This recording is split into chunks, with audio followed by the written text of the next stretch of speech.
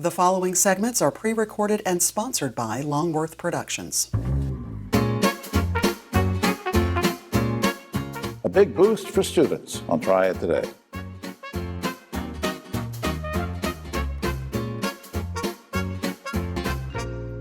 Hello everyone, I'm Jim Longworth and welcome to another edition of Triad Today, coming to you once again from the beautiful Senior Botanical Garden in Kernersville. We'll tell you more about them later on, and later on is when the roundtable shows up. We'll get into all sorts of controversies with that panel, so stay tuned for that. A great half hour throughout there. We have great guests, important information coming your way. But where we want to start is with some big news. And we have a special guest who's been with us many times before. Always glad to see her. She'll tell us about that big news in just a second. Wendy Poteet is President and CEO of Shift Ed. Good to see you. Good to see you, Jim. Before we get to the big news, let's talk about, just for maybe newcomers to the area, whatever, just remind everybody what the mission of Shift Ed is all about. Shift Ed's mission is very simple. It's to boldly accelerate student potential. So we are always looking at different ways to accelerate how our students learn and how successful they can be after high school, going into some kind of post-secondary piece, be it four-year school, two-year degrees, or be it credentialing in some area. Right. Now, you just received a huge grant from a major tech company, so tell me who the tech company is and how much the grant was for. We received a huge grant from Cisco, who is a huge global tech company, and the grant was for $8 million. Now, is that got to be used in a certain way over a certain number of years, or how is it going to work? So it's an $8 million gift over 4 years. So it is used for all of our programming work. So any of our programs from elementary, middle, and high school, and it's used for us to help accelerate and scale those programs for students across the district. This may sound like a stupid question, but how would an $8 million grant, this particular one, from a tech company like this, how is that going to further and enhance your mission? So, of course, our mission, again, is to boldly accelerate student potential. So what we are always looking to do is add access and exposure for our students. So be it with our aptitude assessments, or be it with our college planning series, or with our new SEO Scholars program, we want to make sure that we have students that are able to fulfill whatever their dreams are in life, and to kind of help them figure out how to get there. Now, at this point, you primarily help students in Guilford. I think you're going to expand into Forsyth, but I think somewhere I read in that grant that you expect to have an increasing number of students. Now, what kind of percentage of students do you think the increase will be? So our goal, or our deliverable in this grant, is for us to expand or increase our impact by 10% year over year for those 4 years. We've kind of already met that goal in the first year of this grant. So for us, it's about the expansion and scale of programs, but it's also written into the grant to expand outside of Guilford County. So the goal and our vision for a very long time has been to expand across the Triad area, across the southeastern part of the United States, and across the country, really, with the programs that we offer. It might have been in an email you sent me, but I'm thinking I read somewhere that this is also going to help open up some summer opportunities. Absolutely. So Cisco has a summer tech experience that they offer. It's offered to high school graduates. It's a free 9-week program, and the participants in that program will develop the skill set to compete for entry-level jobs in either networking or cybersecurity.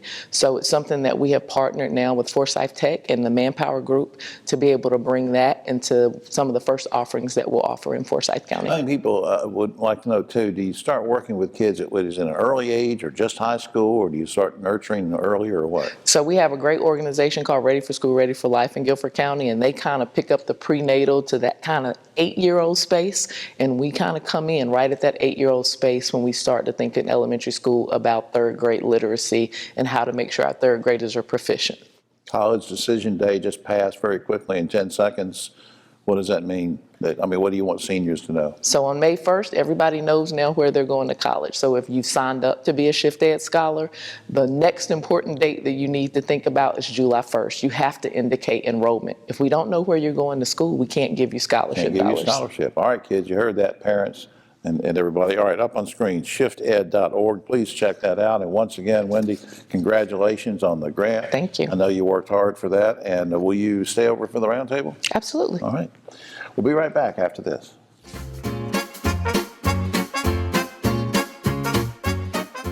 Need help buying food? Everyone needs help sometimes. Food and nutrition services may be able to help you buy food and free up your money for other expenses, such as utilities and medicine. To receive F&S assistance, households must meet income limits. You may be able to get assistance even if you own a home, car, land, property, or have a retirement plan or money in the bank. Second Harvest Food Bank of Northwest North Carolina team members can help you with the application process over the phone. To receive help or if you have any questions, call 336-422-7758. Hi, I'm Jim Longworth, reminding you that Triad Today is now streaming on WFMY Plus, available free on Roku and Amazon Fire TV.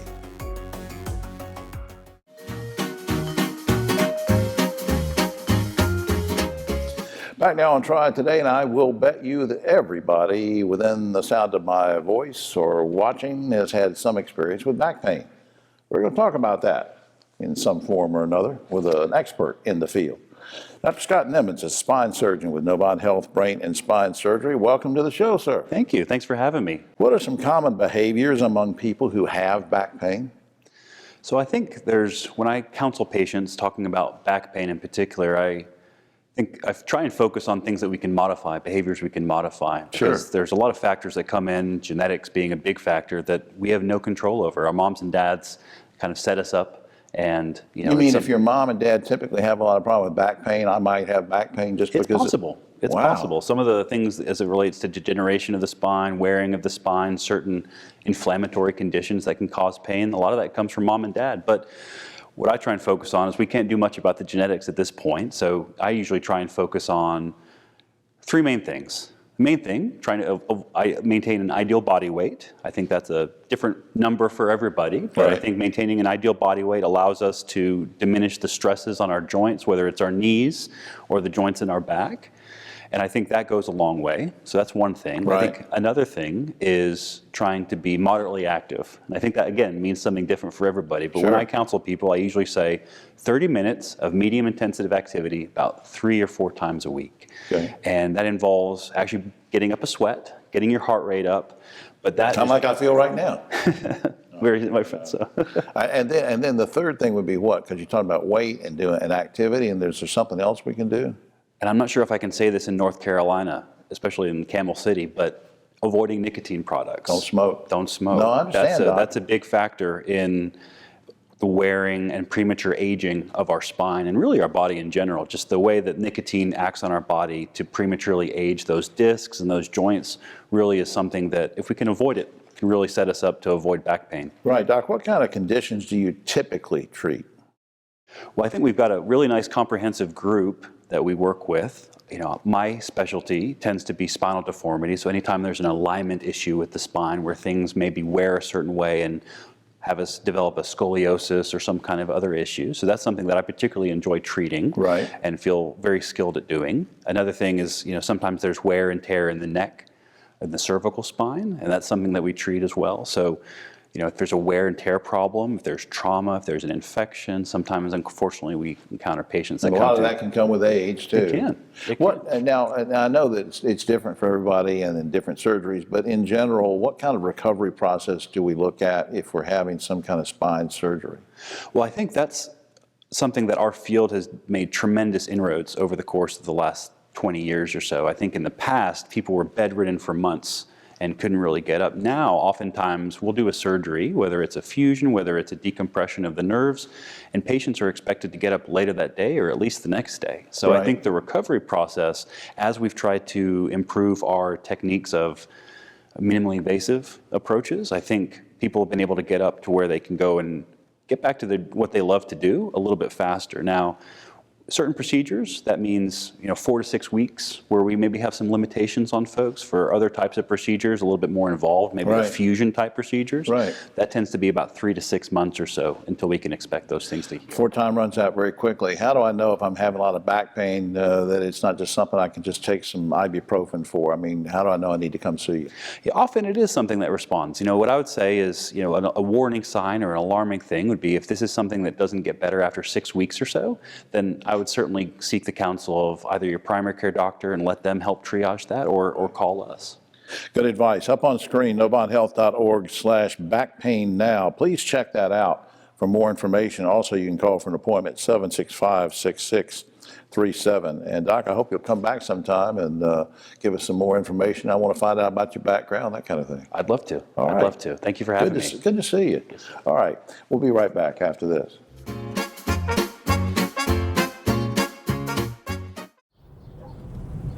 You know, it's hard to believe the Safe Sober program has been going strong for over 30 years. And over 600,000 students have made the pledge to stay safe and sober on prom night. You know, Griff, it's had a huge impact on our community. Yeah, you're right, David. And now we're making sure the message continues year-round. So everyone can join us in supporting our students. Learn more and take the pledge at safesober.com, sponsored by Daggett Schuler.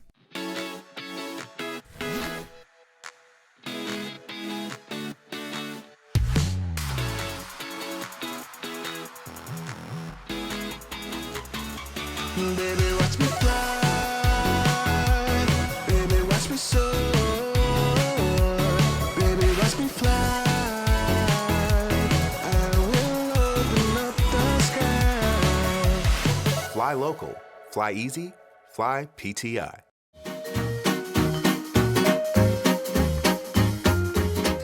Back now on Triad Today, and we talk about education a lot on this show, and mainly we talk about educating kids. Let's talk about adults, and we have a special young lady with us to do that. Kilby Watson's Access Center career coach for Goodwill Industries of Northwest North Carolina. Welcome to the show. Thank you. Appreciate you having me. What is the Access Center Adult High School? Just explain to folks. Sure. So it's a partnership. It's a relationship with community college to allow opportunities for adults to go back to receive their high school diploma. Yeah, and now that is that something that did you feel like there was a need to do this? Are there a lot of adults that feel like they need to do this? Yes, I think so.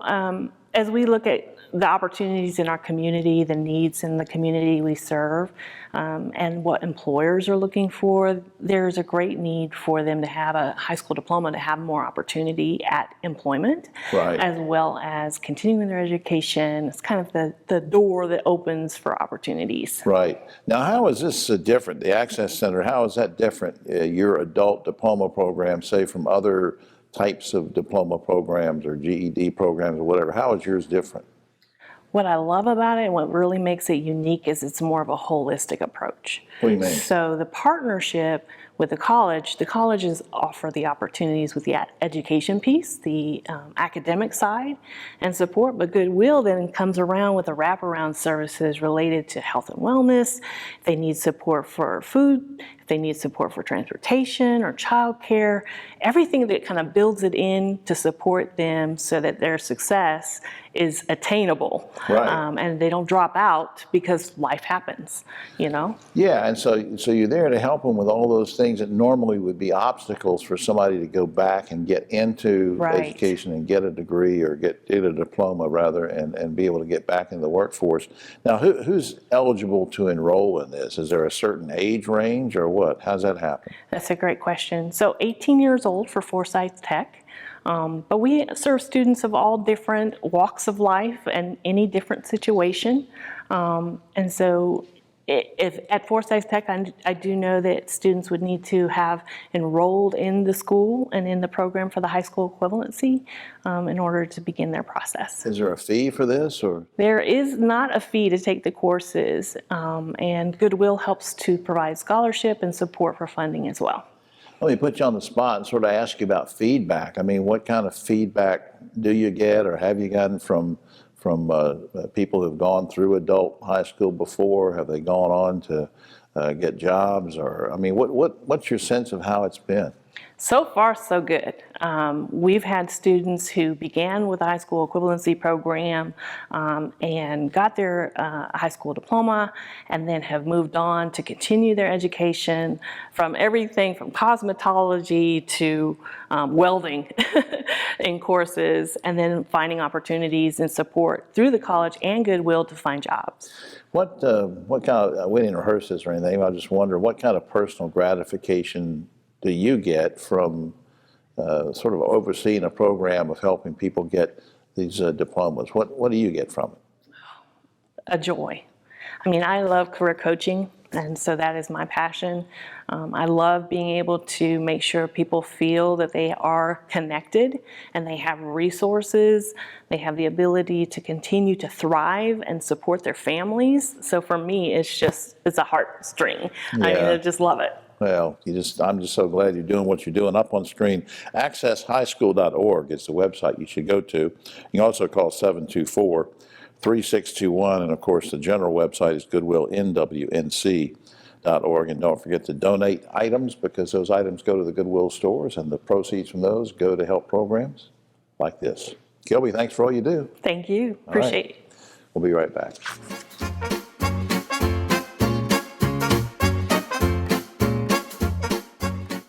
Are you looking to jumpstart your future in the fast-paced, rapidly growing food and hospitality industry? In Second Harvest Food Bank's Providence Culinary and Hospitality programs, you will have the opportunity to do just that. From baking to barista training, an exciting future awaits you. Our programs have helped hundreds of individuals just like you excel in the workplace. There's no reason to wait to turn your passion for food and service into an exciting career. Check out the upcoming class schedule on our website at providencews.org/learn. What are you waiting for? Your future awaits at Guilford Technical Community College. Make amazing happen. Hi, I'm Jim Longworth, reminding you to catch my column Longworth at Large and Yes Weekly every week. It's available throughout the Triad, or you can go online, yesweekly.com.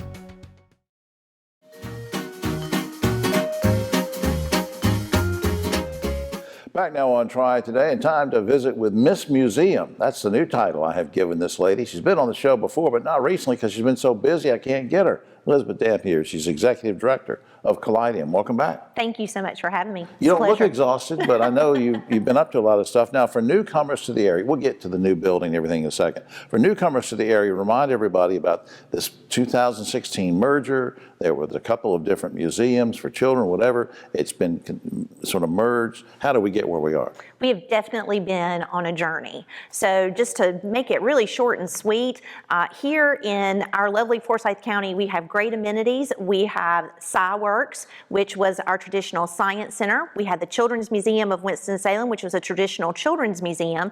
We thought it would be a great idea, believing that the sum of our parts was greater than us individually, and so merged to become Callidium in 2016. Ever since the merger, the plan was always to have one building, one location in a fantastic regional museum in downtown. We are currently building that, and we are looking forward to finally opening that in February of 2024. Along the way, the other two buildings will be closing. The Children's Museum, the old Children's Museum, Callidium Downtown, has closed to the public, and then the same will be happening with the old SciWorks Callidium North on December 31st of this calendar year. Now, where exactly is the new building located, and where are you in the building process? So the new building really is almost in the very center of Forsyth County. It's about a block and a half from the bus station. It's located at 120 West 3rd Street. So really right in the heart of downtown. Right. Now, are there any, I guess looking forward to when the opening occurs, are there any particular new exhibits that you're excited about, things that maybe we haven't seen before? Everything in the new building is brand new. Now, I know that there are folks who have some of their favorites from some of the legacy organizations. You'll see a few of those smattered around as well, but all of them are brand new. We have exciting things coming. One of the exhibits I am most excited about is bringing a water exhibit to this community. We know from museums that water exhibits are always one of the favorites. We have a state-of-the-art water exhibit that is coming to this location that allows you to practice, play, and learn about water in all of its phases. A water exhibit? Yes. Do I wear a bathing suit to that or something? Well, you might get wet. Oh. It has the opportunity, whether you're in a wheelchair to pull up or whether you are the youngest child and need to go in a baby seat, you can immerse yourself in water. Wow. So it is for all ages and for everyone. That sounds neat. Now, when the museum opens, the new location, Will people who have been members before of other things, like SciWorks or whatever, will they see changes in memberships, admission, parking, stuff like that? What kind of things are we going to see? We're already starting to make some changes. One of the things that we've done with our membership is we have restructured it so that you can design what your family looks like. It's a per person membership rather than identifying families and those types of things. We are anticipating that there will be some price increase as we move into the new building. We haven't done any price increase since 2018 as we've tried to really serve our community, so we anticipate some of that. One of the other changes is that we are located downtown, so primary parking will be in parking decks. We are working with 2 parking decks that are very close in proximity that will provide options for folks where you may not even have to cross a street, so we'll make it very easy for you to get there. About 10 seconds left. Something going on with a rooftop on the new building? What's that? There's an exciting new rooftop playground. It's going to be fun for everybody. Golly, I'm intrigued by this stuff. I can't wait for it to open up on screen. Callidium.org is the website you can check out for now. And we also want to thank the good folks for Visit Winston-Salem to suggest this segment. VisitWinstonSalem.com is their website. And will you keep us posted on the progress? Absolutely, I can't wait. Miss Museum, you like that title? I'll take it. All right. We'll be right back after this.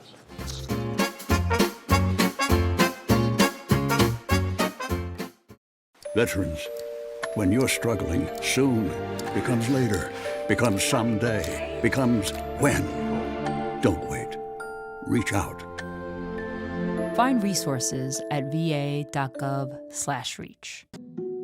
Every cookie sold in the Girl Scout Cookie Program helps girls learn lifelong lessons in people skills, decision making, money management, goal setting, and business ethics. It's amazing how much you can learn from a cookie. The Girl Scout Cookie Program. Think outside the box.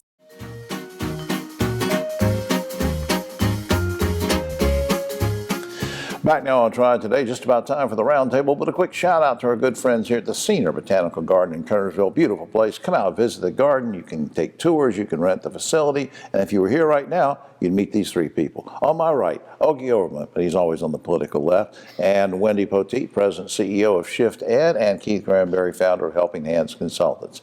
Guys and gals, let's get to it now. In an effort to alleviate shortages of police officers, state lawmakers just approved a pilot program for Greensboro and Winston-Salem, which will allow, quote-unquote, civilian traffic investigators to investigate minor traffic accidents. They won't wear a badge, they won't carry a gun, they can't write citations, but they investigate. Are you okay with this pilot program, and would you like to see it implemented statewide, Ogie? I'm curious about it, Jim. It can't be implemented before you have this pilot that'd be the mine canary, but if it works here, maybe it can work other places. Wendy, what do you think, civilians? I'm interested. I would want to see the outcome data after the pilot is done, but I think if it works, why not? Yeah, and if they're not carrying a badge and a gun, then, they just help out. And they can't give me a ticket. They can't give you a ticket. Can't give you a ticket. They can give me a ticket. Keith, what do you think? Civilian investigator? No, I think that's a terrible idea. Why? Number one, we need people who are trained to do that. We need people who are paid. We don't need some people to come in, civilians. That's just muddying up the water. I think it's a wrong idea. All right. Speaking of the General Assembly, the House just passed a bill that would require tenants to pay the attorney's fees of landlords if the tenant loses their eviction appeal in court. You okay with that, Ogie? So does the landlord pay if the tenant wins? Well, I guess, or lets him Well, back it doesn't in. say anything in the bill about it. Yeah. It's a one-sided deal. It's a terrible idea. Just punish the poor guy who's down already, can't pay his rent, heap some more debt on him. Wendy, what do you think?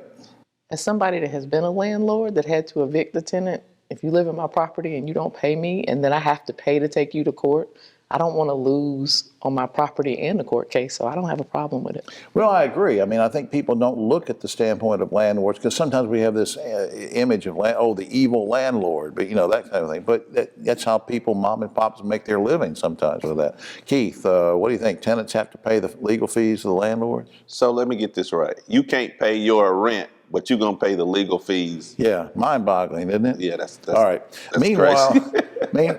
we need Keith in the state legislature. Meanwhile, state lawmakers want to allow high school athletes to have the same right to make money from their name, image, and likeness as college athletes. Guys and gals, do you think North Carolina high school athletes should be paid for appearing in TV commercials and having their image used just like college kids? I tell you, Jim, I've been an advocate of paying college athletes for 30 years and But high writing school? about it. Now it's down into high schools, but the difference now is that the money's going to the top, the stars, the quarterbacks, the wide receivers. The offensive guard isn't going to make any money, you know. I don't like it. Wendy is the mother of some great athletes, high school and college and otherwise. What do you think about paying high school kids? I feel like if it's legal in other states, why should we not let our kids take advantage? And I'll also say offensive guard can get some money if they move the crowd on the right side of the field. Maybe get a commercial or something like that. Absolutely. Keith, what do you think about paying high school kids? Well, the top high school kids are already getting paid. But I think that's a little much. I think you should wait to college. Wait for college. Yeah, all right. I think colleges, I don't think high school's a bit much. Furman University is now selling its own licensed bourbon. Now, given the problem we have, the serious problem with campus binge drinking, drunk driving, things like that, are you guys okay with an educational institution profiting from the sale of alcohol? Ogie. I am thoroughly incensed about that. It should have been East Carolina. What is Furman? Yeah, that's right. That's right. What do you think, Wendy?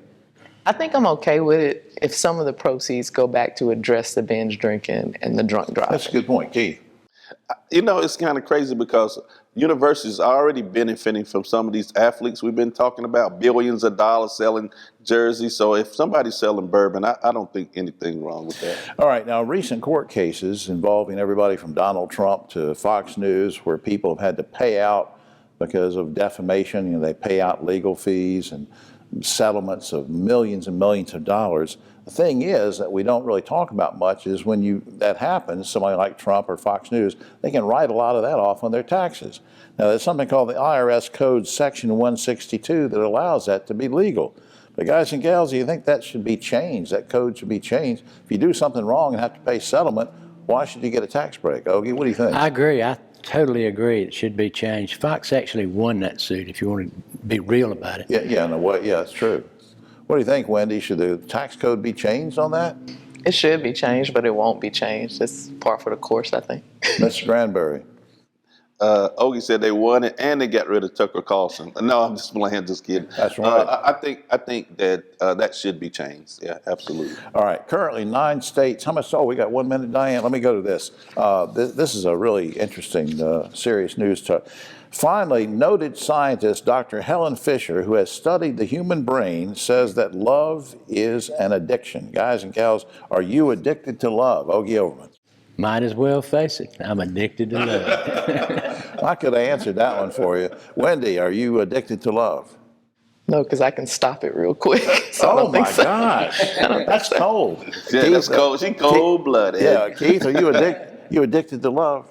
Yes, absolutely addicted to love. That is an addiction. Yeah, but for sure. Wendy can shut you down just like that. She's cold-blooded. She's cold-blooded. Cold-blooded. Ask about me. Oh, yeah.